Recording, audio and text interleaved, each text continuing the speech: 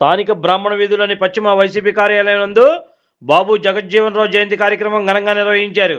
ఈ కార్యక్రమంలో మాజీ మంత్రివర్యులు విజయవాడ పశ్చిమ ఇన్ఛార్జ్ వెల్లంపల్లి శ్రీనివాసరావు పాల్గొని పార్టీ నాయకులు కార్యకర్తలతో కలిసి బాబు జగజ్జీవన్ రావు చిత్రపటానికి పూలమాల వేసి ఘనంగా నివాళులర్పించిన అనంతరం కేక్ కట్ చేశారు. ఈ సందర్భంగా నగర మేయర్ రాయన భాగ్యలక్ష్మి, దుర్గగుడి మాజీ చైర్మన్ కర్నటి రాంబాబు, ఎస్సీసీఎల్ ఉపాధ్యక్షులు శేరంశెట్టి పూర్ణచంద్రరావు మాట్లాడుతూ పశ్చిమ వైసీపీ కార్యాలయంలో మాజీ మంత్రివర్యులు వెల్లంపల్లి శ్రీనివాసరావు ఆధ్వర్యంలో బాబు జగజ్జీవన్ రావు 117వ జయంతి వేడుకలు ఘనంగా నిర్వహించుకోవడం జరిగిందన్నారు. బాబు జగజ్జీవన్ రావు, డాక్టర్ బిఆర్ అంబేద్కర్, జ్యోతిరావు పూలే ఆశయాలకు అనుగుణంగా వారి అడుగుజాడల్లో వైఎస్ఆర్ కాంగ్రెస్ పార్టీ మాజీ ముఖ్యమంత్రి వర్యులు వైఎస్ జగన్మోహన్ రెడ్డి నడుస్తున్నారన్నారు. బడుగు బలహీన వర్గాలకు అండగా జగన్మోహన్ రెడ్డి పాలన కొనసాగిందన్నారు.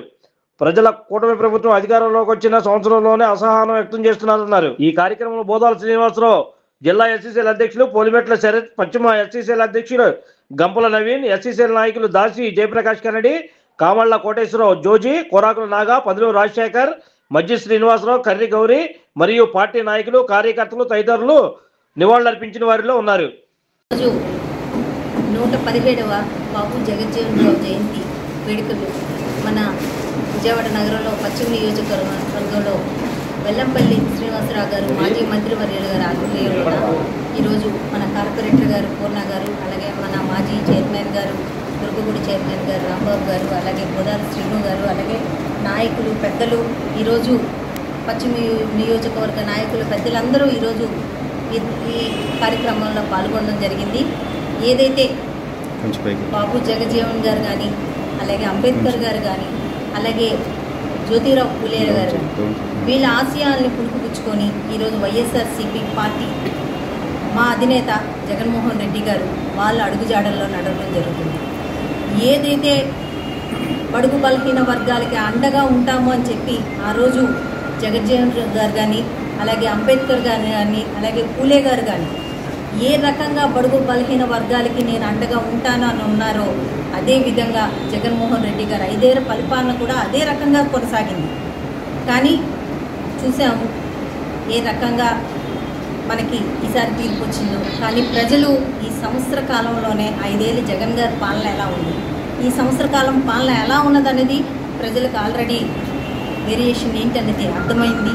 ప్రజల్లో కూడా విపరీతమైన స్పందన అన్నది ఈరోజు కనబడుతుంది. అనవసరంగా మేము పాపం చేశాము, బసమాసురుడు అస్తంలాగా మా నెత్తి మీద మేమే చేపెట్టుకున్నామని చెప్పి ఈరోజు ప్రజలు తీవ్రంగా ఆవేదన చెందుతాం చూస్తున్నాము. రాబోయే కాలంలో జగనన్న గవర్నమెంట్ మళ్ళీ వస్తుంది. మళ్ళీ ఏదైతే జగజ్జీవన్ రావు గారు కలలుగన్నారో అలాంటి ఒక స్వరాజ్యాన్ని మళ్ళీ ముందుకు తీసుకొచ్చే విధంగా జగన్ గారి పాలనలోన మా ఏదైతే నాయకులు ఉన్నారో ప్రతి ఒక్కరిని గెలిపించుకొని మళ్ళీ జగన్ గారి పరిపాలన అన్నది మేము ముందుకు తీసుకొస్తాం. ఏ రాజ్యాంగంలోన ఈ భారతదేశంలోన ఏ ఒక్కరూ చేయలేనంత విధంగా కేంద్ర మంత్రిగా 30 ఏళ్ళు కొనసాగిన అతి గొప్ప వ్యక్తి ఎవరైనా ఉన్నారంటే జగజ్జీవన్ గారు. ఆయన ఫస్ట్ క్యాబినెట్ మినిస్టర్గా, నెహ్రూ గారు దీంట్లోన ఫస్ట్ క్యాబినెట్ మినిస్టర్గా ఉండడం జరిగింది. 30 ఏళ్ళు అనేక శాఖల్లోన ఆయన పనిచేస్తూ భారతదేశాన్ని ముందుకు తీసుకెళ్లిన మహనీయులు జగజ్జీవన్ గారు. ఇలాంటి ఒక పెద్దల్ని స్మరించుకోవటము, వాళ్ళ అడుగుజాలలో నడవటం అన్నది భారతదేశంలో ప్రతి ఒక్క పౌరునికి ఇది ఒక సూత్రంగా తీసుకోవాలి. జగజ్జీవన్ రావు గారు ఒక ఆదర్శంగా తీసుకోవాలని తెలియజేస్తూ ఇప్పుడు ఉన్న పిల్లలకి జగజ్జీవన్ రావు గారు అంటే ఏంటి, ఆయన భారతదేశానికి స్వతంత్ర సమరయోధులుగా ఏం చేశారు అన్నది ప్రతి ఒక్కటి పాఠ్యాంశాల్లో కానీ లేకపోతే వాళ్ళకి పూర్తి స్థాయిలో స్కూళ్ళల్లో కూడా తెలియజేయాలి ఇలాంటి గొప్ప వ్యక్తుల గురించి అని తెలియజేసుకుంటున్నాను. మా మాజీ ఎమ్మెల్యే గారు అయినటువంటి వెల్లంపల్లి గారి శ్రీనివాసరావు గారి ఆఫీసులో కార్యాలయంలో బాబు జగజ్జీవన్ రావు గారి యొక్క 117వ జయంతి వేడుకలు జరుపుకోవడము మాకు చాలా ఆనందంగా ఉంది. బాబు జగజ్జీవన్ రావు గారి యొక్క వేడుకలు జరుపుకునేటప్పుడు అందరూ కూడా ఆనందపడతారు. కారణం ఏంటంటే ఆ రోజుల్లోంచే సామాజిక న్యాయం, సమాజంలో జరుగుతున్నటువంటి అస్పృశ్యతలని దూరం చేసి పేద ప్రజలకి గద్దెనెక్కించాలి, వాళ్ళకి మంచి జీవితాన్ని ఇవ్వాలి అన్న ఉద్దేశంతో నాయకత్వం చేశారు తప్ప బాబు జగజ్జీవన్ రావు గారు అంతే తప్ప తన స్వార్థంతో కూడా ఏనాడు కూడా ఆయన నాయకత్వం చేయలేదు. సుమారు 50 సంవత్సరాలు ఆయన ఎంపీగా ఉంటూ అదేవిధంగా కేంద్ర మంత్రిగా 30 సంవత్సరాలు ఉంటూ ఏనాడు కూడా చిన్న మచ్చ లేకుండా జీవించినటువంటి ఏకైక మినిస్టర్ ఎవరైనా ఉన్నారంటే దళితుల్లో ఒక బాబు జగజ్జీవన్ రావు గారి గురించి గొప్పగా చెప్పుకుంటాం. అంతేకాకుండా భారతదేశంలోనే 30 సంవత్సరాలు మినిస్టర్గా చేసినటువంటి కేంద్ర మంత్రిగా చేసినటువంటి ఘనత కూడా బాబు జగజ్జీవన్ రావు గారిది. అంతేకాకుండా ఆయన ఉప ప్రధానిగా కూడా మన దళితుల నుంచి చేసినటువంటి ప్రధాని కూడా బాబు జగజ్జీవన్ రావు గారి. మరి అంత గొప్పగా చేశారంటే మరి ఆయనలో ఉన్న గొప్పదనాన్ని ఈరోజు ఉన్నటువంటి నాయకులందరూ కూడా ఆలోచించాలి. ఆ రోజు అసమానతలు పోగొట్టడానికి సమాజంలో ఉన్నటువంటి అందరికీ కూడా సామాజిక న్యాయం చేయాలన్న ఉద్దేశంతో ఆ రోజున ఉన్నటువంటి నాయకులు కానీ అని బాబు జగజ్జీవన్ రావు గారు మెచ్చుకునేటువంటి వారు. మరి ఈ రోజున నాయకత్వం చూస్తున్నాం. అసమానతలకి చాలా వరకు ఈ రోజుకి అదే అసమానతలు ఈ సమాజంలో మనం చూస్తున్నాం.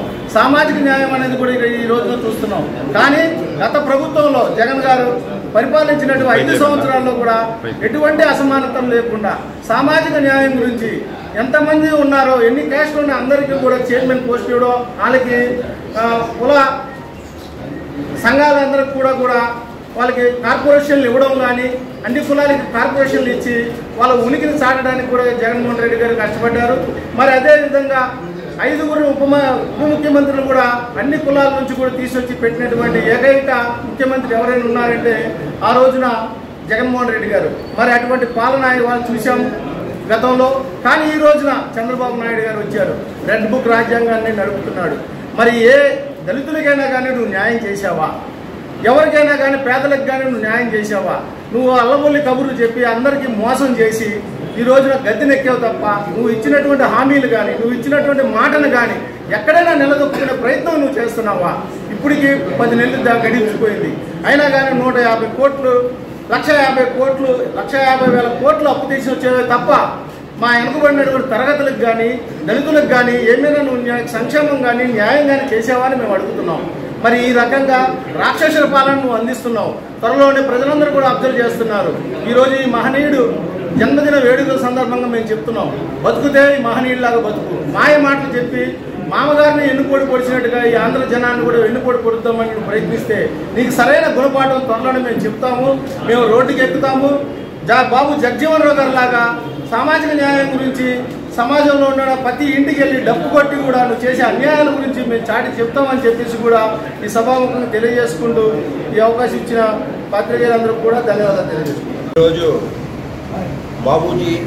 బాబు జగజ్జీవన్ రావు గారి జన్మదిన కార్యక్రమాన్ని ఈరోజు విజయవాడ వెస్ట్ కార్యాలయంలో మా మాజీ మంత్రివర్యులు వెల్లంపల్లి శ్రీనివాసరావు గారు ఆధ్వర్యంలో, అలాగే ఈ కార్యక్రమంలో ముఖ్య అతిథిగా కూడా మా మేయర్ గారు, అలాగే కార్పొరేటర్లు మోహనా గారు, మా పోతల సీను గారు, అలాగే ఇంకా మిగతా చాలామంది నాయకులు కూడా విచ్చేయడం జరిగింది.